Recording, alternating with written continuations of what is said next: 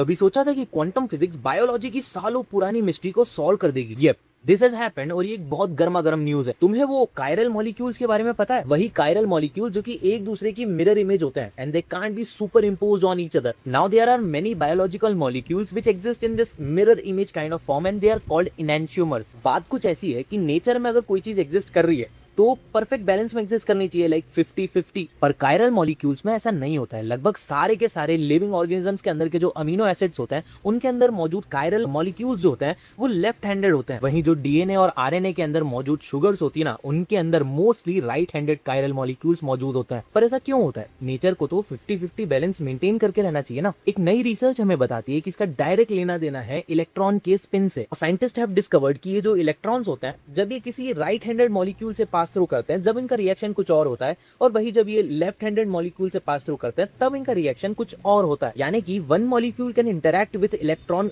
Better as compare to its mirror image. This phenomena is called chiral induced spin selectivity. अंदाजा तो यही लगाया जाता है कि अर्थ के शुरुआती दिनों में equal number of right handed and left handed chiral molecules बने होंगे, पर इलेक्ट्रॉन ने उनके साथ किस तरह से इंटरैक्ट करा, दिस इज द रीजन कि इन दोनों के बीच में एक साइड इतना डोमिनेंट क्यों है। आई होप तुम लोगों को थोड़ा बहुत समझ में आ गया होगा, पर अगर समझ नहीं आया है तो कमेंट सेक्शन तुम्हारे लिए ओपन है, कमेंट करो, मैं रिप्लाई करके समझाऊंगा। और ऐसे नर्डी वीडियोस और मेरी शक्ल को अपनी स्क्रीन पे देखते रहने के लिए मुझे फॉलो जरूर कर लेना।